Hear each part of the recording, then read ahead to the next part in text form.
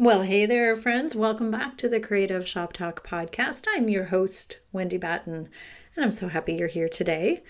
We have a special guest for you today here on the podcast, and we talk a lot here on the podcast about hospitality. We talk about building loyal customer bases. We talk a lot here in this space here in the podcast world about making your retail business a wonderful place for returning clients to come back again and again, and building that brand that everybody wants to talk about. And that all comes from a place of providing an amazing customer experience, right? So today I've invited Katrina Scarlett on from Scarlett and Co. She is an expert in customer experience and the journey that customers take. And I've had the privilege lately of being in the room. I keep saying in the room. We've had a few Zoom meetings with, different groups and whatnot. And I love her messaging. I love the way she speaks about really paying attention to the retention part of it, like understanding how that has to be an intentional part of building our retail business. So she is going to share with us, or she does share with us, her five pillars of customer retention and how to get super intentional inside your retail business. Like with that, like it's more than just saying we offer great customer service. We all know it's more than that. But how do you be intentional about it? So I love that she shares her framework with us. It's such a great framework that you can bring to your team and that you can execute. We also talk about lots of other things around hospitality and serving your customers with excellence.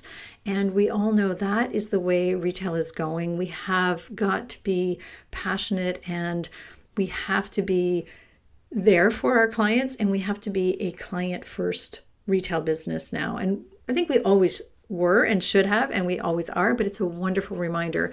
So sit back and enjoy our conversation that I have with Katrina. You're going to love her. So we're going to dive right in.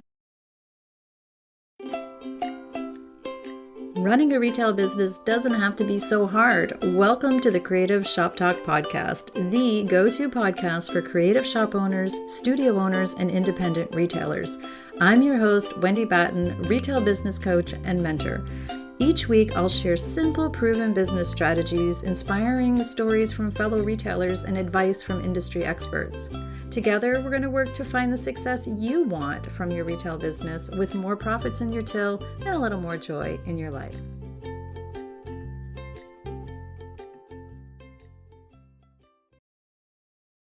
So welcome, Katrina. I'm so happy to have you here on the Creative Shop Talk podcast. We have been trying to connect. I've been trying to get you on here for some time, ever since I heard you speak with April Stronk in our my mastermind group with April. And I've just been, I say, addicted to Katrina since then. And I love your messaging, and I think we're very aligned in what we do. So can you share with us a little bit about, what brought you into the customer experience, customer retention, a little bit about what you do and why it's important? Yeah. Well, thank you. First off, thank you so much for having me. I have been looking forward to this for a while now, since we connected to schedule this. So thank you. So yeah, I work with authors and coaches in the online space to help them really dial in their client satisfaction, their client retention, so that they can expand their monetization, expand their profit margin, because that all allows them to then create greater impact, right? So it's really about helping them get into a position of being able to create greater impact. And with that, typically means expanding profit margins, improving monetization, all of that stuff, but really doing it with a focus on the client, right? The customer-centric lens. And I got here from, like as we were kind of talking about before, multiple iterations of life. But previous to moving into the online space, I was in luxury hospitality management, predominantly in Gulf resorts and cruise ships. And so I did that for pretty much most of my late teens until my later 30s. And when I decided it was time to hang up the resort kid shoes because that's a hard lifestyle after a while. And once you start, building a family and owning a home and things like that, especially I was in event management. So my days, as you can probably predict, were like 16, 18-hour days sometimes. I'd be mowing my lawn in a headlamp and Crocs at like 11 o'clock at night because it was the only time I could do it. So had a couple wake up calls and decided it was time to move on from there. And I am lucky to say that my father is a program engineer. So the tech side of the world comes very inherently to me. And so I actually started out supporting a few business owners I knew who were needing help with their business and the tech side of things. And that's sort of how I kind of got into this world when I decided to leave the resort industry. And then I had somebody who called out to me that my secret sauce was the hospitality that I bring to online business, and that wasn't something I had caught on to until then. And so, yeah, so nevertheless, when that epiphany hit, I decided to marry the two and now really focus on the client experience strategy and implementation side of things with my clients to really help them just kind of level up how they're serving people so that they're really doing it with that human element and not looking at people like emails and numbers on a spreadsheet and, kind of being disconnected to the people in their business. That's as long and short. Yeah.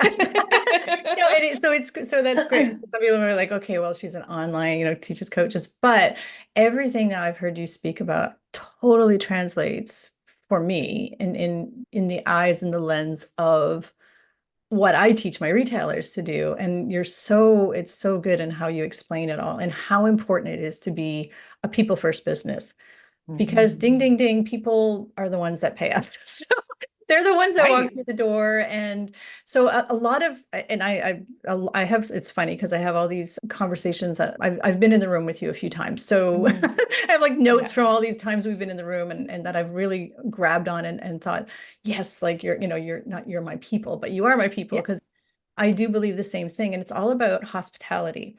And a fun fact, it's funny, I used to work in the hospitality industry too. I worked for the airlines for years. I actually worked. Oh, yeah. I worked for well, this is really funny because I did also work for, so when you were talking about the headlamps and I was laughing because been there, done that too, like worked really hard and working for those in those industries. And I think that's something retailers can actually relate to as well. Like they're working really hard, trying to serve people. And it is, I think it's really important. We get lost in, I think, maybe the doing and what we should and all the things, and we need to remember it's people first, right? Like it's people first.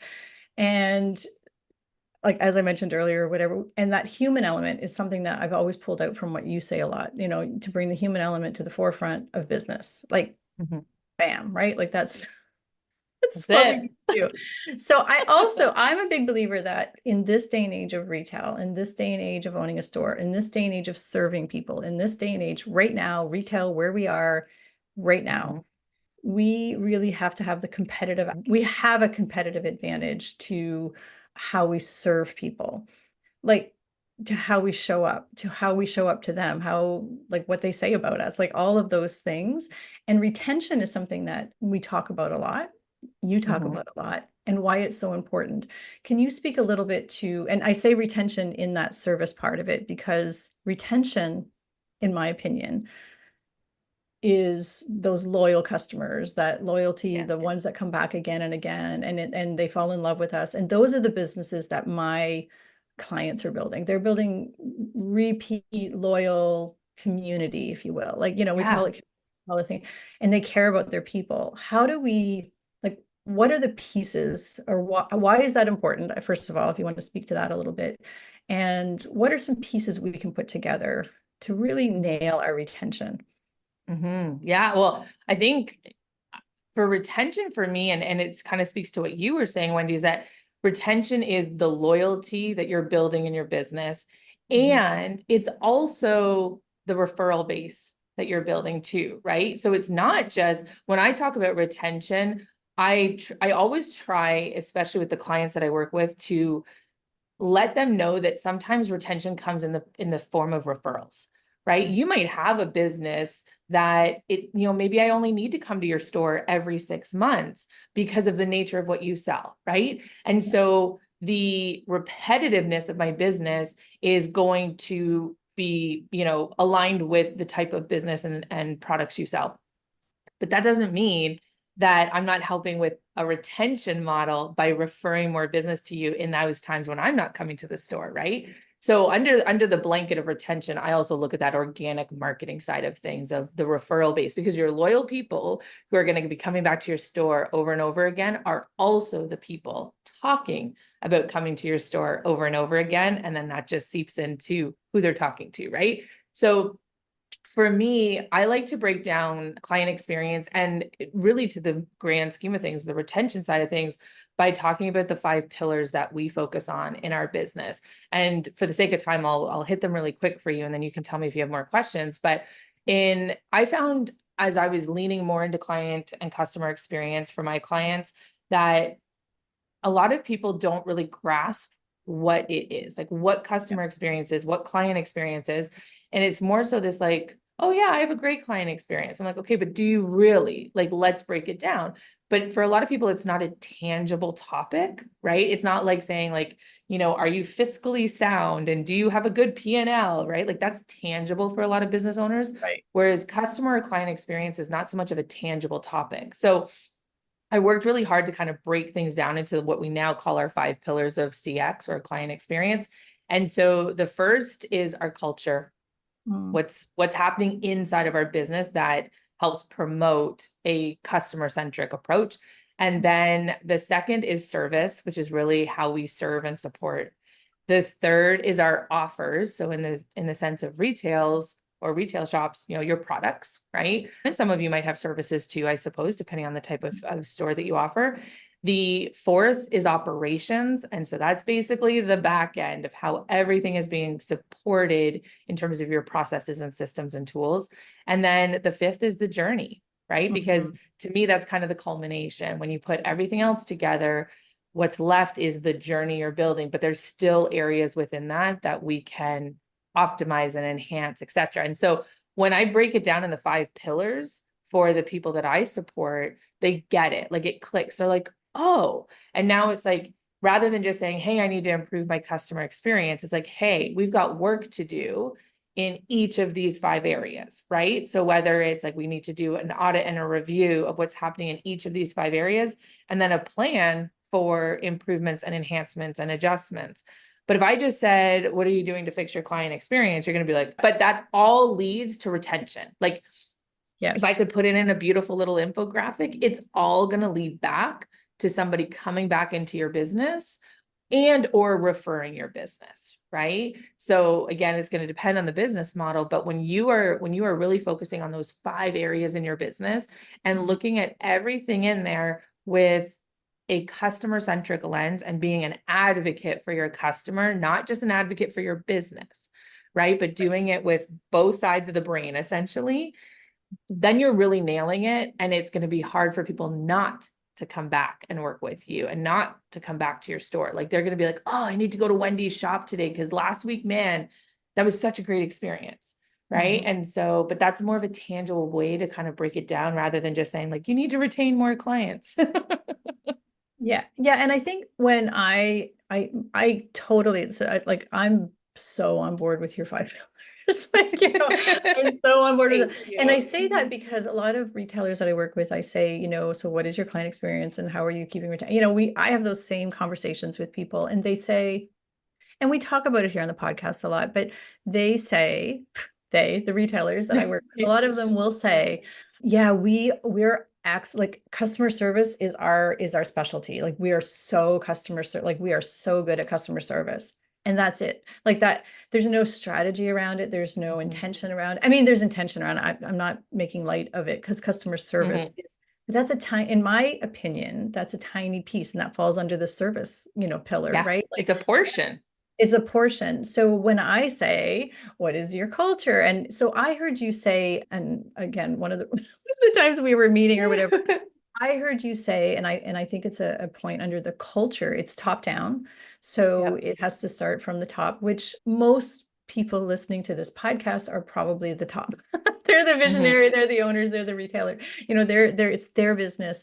And I think it's a good reminder, like it comes from you, your culture comes from you, and we can't mandate hospitality. Like Right. I mean, we can mandate hospitality. We can't like put it on a spreadsheet and a strategy. We Right. have to really make sure that the culture we create, or from the top down, right? The Mhm. rules, the regulations, how we do things in our shop starts with hospitality first. I mean, I really feel that that's where that has Yeah. to come from. And one of the things I see a lot of retailers do, and I'm picking on the culture part because that's probably the not the hardest, but it's the weirdest, if you will. Like retailers kind of can't Yeah. wrap their head around it. It's like it starts with your people, right? You have to hire people that like people. Like you have to Hmm. hire, like we are in this, we like, I can't tell you how many people hire, like they're like, I can't get Susie to, to serve or to smile or to, sales are better when I'm there. That's what I hear all the time. And that's because Oh yeah. we're not hiring the right people, or we're not training them right. But you can train Mhm. things and skills. You cannot train personality. You cannot train Amen. like you can't train if you're not a people person, you can't be in my shop. I mean, Right. it's hard, Yeah. right? So Yeah. that's part of that culture thing, I think. Another, in one of your pillars, operations is another part. And Mm, the operation side of it, I feel like the discussion, as you mentioned, has to be, is this, is this the way we do this, the way we do refunds, the way we do, it should be frictionless. My people yes. are so tired of me saying frictionless, but like, It really should. are we being intentional about even the flow through the cash wrap, through like the like intentional, like that's operations people, like that's what you mean, right? Like about Yeah. the whole experience that I'm having in your shop is like, Yeah.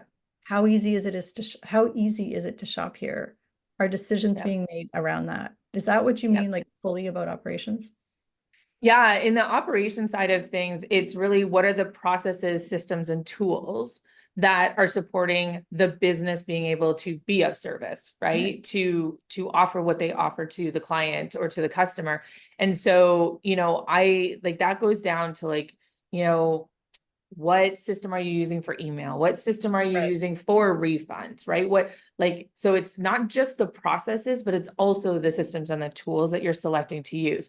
And one of the things that I see happening a lot with the clients that I support, especially the ones who come to me because they have an issue they need to solve, right? Like that's a big gateway to people coming to work with me, is because they realize they've got an issue, right? Yeah. High refund rate, high chargebacks, poor retention in a membership, things like that.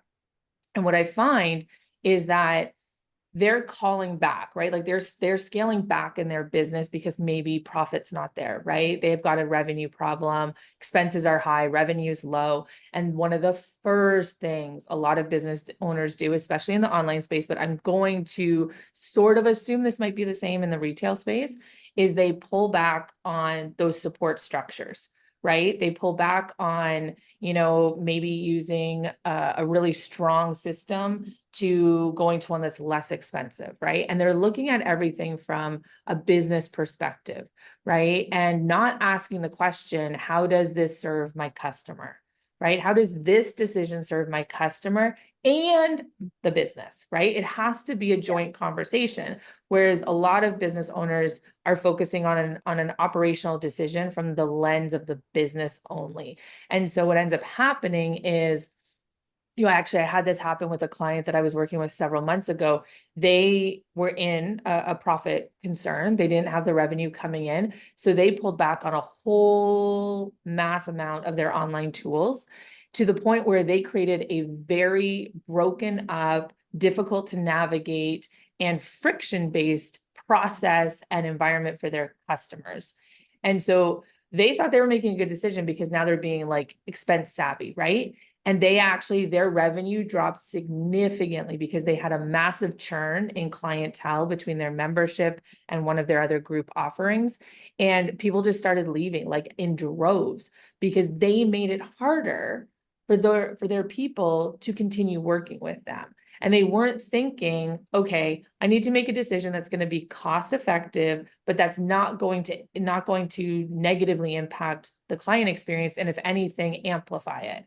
And Mhm. unfortunately, they went the opposite direction, right? So we got them back onto good tools and systems, and now they're starting to build things back up. But that's the operational part. It's like, are you making decisions that are focused on both your business and the customer versus only one lens, which is usually the business lens?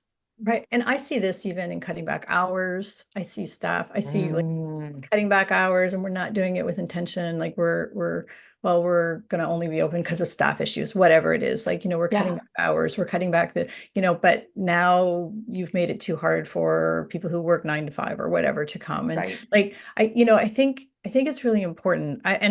We do have to have the hat, the business, like we have to have Yes. we have to have the money, the operations, the Yep. business hat on, the CEO hat is what I like to Mhm. say. We have to have the CEO hat, but again, through that lens of how does this affect our customers, right? How is this Mhm. going to affect the flow of customers in the door, right? Like, Mhm. so I have another client who we were talking about the customer journey, which is the other one of your other pillars as well too. The customer journey, like I think everybody, not everybody. I think there's a lot of assumptions around, well, we greet them like, we listen to your podcast, Wendy, so we greet them Mhm. properly and we serve them well, and the flow of merchandising is good and the lighting Mhm. is good. And these are all things that are important in the customer experience, or the customer journey part of it. But I think we forget, and again, maybe do cuts, maybe whatever, that the journey starts when they find you online. Like the journey Yeah. starts when that referral person, Yeah. that referral person says, hey, there's a shop down the road and it's this really cool wool shop and it's, up and it's located in this location, and they Google, they find you via Google and they find. So what I see happen is some people kind of neglect that whole presence, their marketing Yeah. presence, visibility presence, because that is part of your branding. And, we call, in my world, it's forward facing marketing assets. That's what Yeah. all that first impression stuff. Again, the parking lot, is it messy? Is there's the whole thing, like from the bag we give them to the bag stuffers that are in it. And this is all Yeah. part of your customer journey with you. And I think making it as easy as possible, again, back to Yeah. that all feeds into your operations as well too, right? So like I heard you say, or I don't know, maybe I'm just summing up some of the things that I've heard you say in the past. It's basically the ease in which they move through our business, but also how they feel, right? Like how they Yeah. feel through this whole experiencing our culture, the service, and how we're Mhm. serving them, the offers. And you're right, the product mix, is it for you or is it for the people? And I see this a lot too, right? Like when you say Yeah. product, like I see this a lot, like the products is part of your, again, just going through your pillars. The product mix is about your clients, and sometimes we as the store owners get attached to products and then wonder Yes. why they're not selling, but we have to keep up with it, right? It's about them, not about us, Yeah. right? Yes. Uh, Yes. It's so right? true. Operations, making sure that the systems are good, and then that whole experience. And I really do feel that retention, I'm going to use that word retention again, because it's part of that customer experience, Yep. is part of retail that retailers neglect, I think, Yeah. and Yeah. is important, right? Like you said, like Yeah. it's a lot easier, a lot less expensive to keep people and have them be your referrals than it is Yes. to find new people, especially if you're in a small town or you're in, a lower area, Yeah. If you had one thing to share that we should take away from thinking about our customer experience, customer retention, what is one thing Mhm. that you think all retailers, I'm going to put you on the Oh spot here. my. One Is there one thing. action that we think everybody should do? Is there something that, Okay. So can I give two? yeah, you can give It's five hard if for you me. want. I just want to Okay. honor your time, my friend. Yeah. Thank you. So what I'm going to say is understand the difference between needs versus desires. Hmm. So when it comes to your customers, every customer has three basic needs they're trying to satisfy when making a decision whether or not to do business with someone. And that's convenience. How easy do you make it for me to do business with you? The second is value. It's not necessarily a price point specific value. It's, do I feel that I'm going to get a good quality value in exchange for what I'm reciprocating, right? The money exchange, right? The value exchange. And then the third is, do I feel valued, seen, and heard by this business? They want to be recognized. They want to be appreciated. Those are the three basic needs that everybody is seeking when they choose to do business, let alone continue to do business. A lot of other things are desires, right? Sustainability. How sustainable is your packaging, right? What are some of the products that you carry and what do they support? Like those are all desires.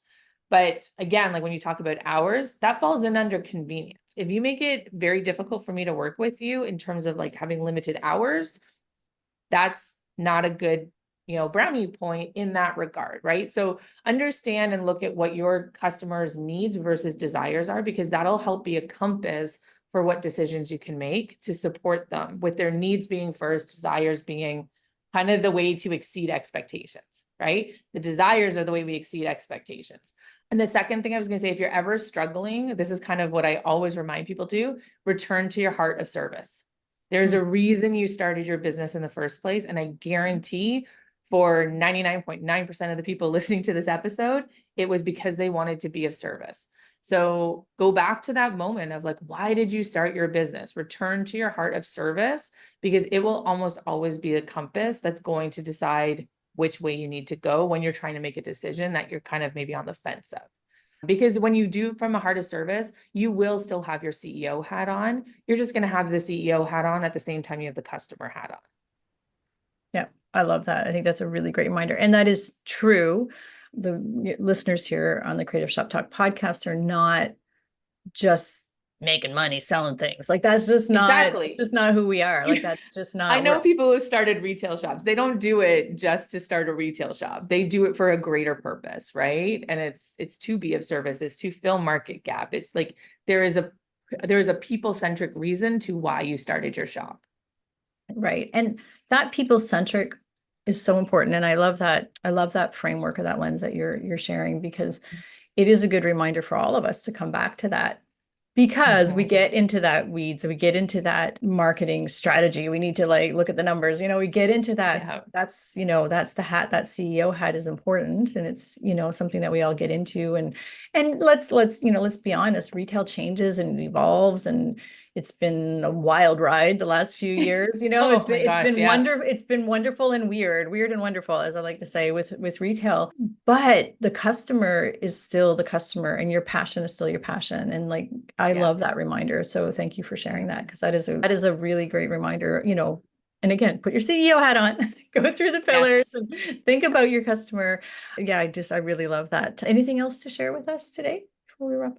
No, I think those are like the two. Those are your biggies. People have.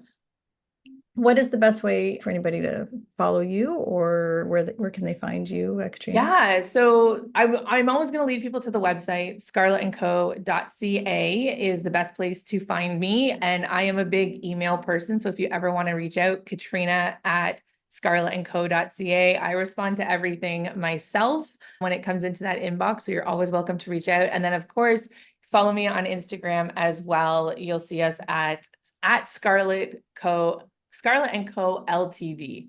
Had to spell it the whole thing. So, but I'm sure you'll put it in the show notes, or at least hopefully you will. We'll put it all in the show notes. Yeah, it'll all be there in the show notes. All those handles and stuff, I tend to like mix them up on the fly. But yeah, Instagram is probably the one where like you and I DM conversations or whatnot, reach out. I love to see you engaging in the content. But yeah, email's still my go-to, because I like that personal connection. Love to hang out. Yeah, I love hanging out with you on Instagram. So, and it's so funny because I think Instagram, and I think, maybe just even going back to a customer experience and your culture and how you serve people and all of the things, for me, and I know for a lot of my clients, engaging in the DMs, it's like, it's part of my culture, and I love that. So, it's part of the experience, right? So it's important to me, right? You gotta, for lack of a better phrase, you got to practice what you preach, right? And if I was here avoiding people, I'm probably not the best person to be in the role that I'm in. There you go. Right. Yes, I totally agree. Yeah, that's so funny. Before we go, one quick rapid fire question. Are you up for it? Okay, go. Oh yeah, no prep on this one. So, and I think you're going to find this one maybe easy, just because I know you're into this. But if you had to recommend or want to share your favorite book or podcast that you listen to, do you have one? Recent. It can be recent or all-time favorite. Okay, so I feel like I have to negate what I would be my number one answer, which would be Unreasonable Hospitality, which is behind you in the back there. For those That's one of the listening, books I have it on my wall behind me. It's a really great book. right. So I feel like I'm cheating if I say that, but if that wasn't behind your wall, that would have been my answer. But you know what? One book that I continue to go back to, and I've probably read 6 times, and I'm reading it again right now, is Building a Story Brand by Donald Miller. So if you haven't read that one, like I'm probably on my 3rd copy of that book because it falls apart on me because I refer to it so much. That's gonna be my book recommendation. Podcast wise, I'm gonna be honest, I've turned down my podcast listening. I was getting a little bit too into information overload. So now I'm listening to like random rom-com books on Audible.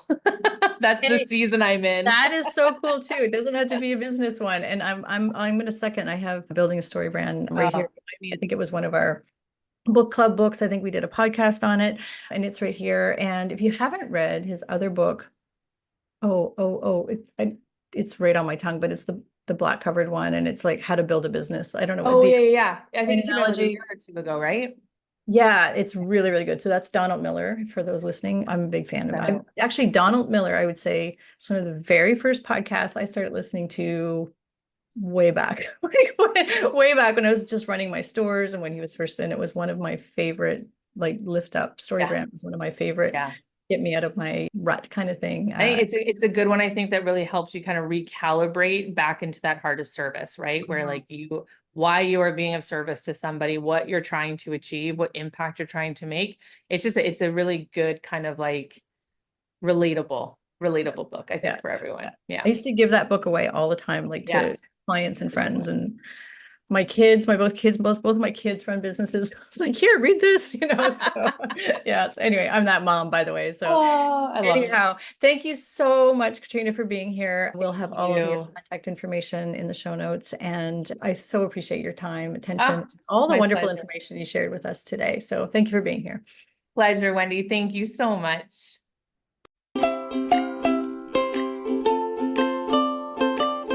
Well, that's it for this week's episode of the Creative Shop Talk podcast. I'm so glad that you were here to join us this week, and I hope you found value in what we're sharing here.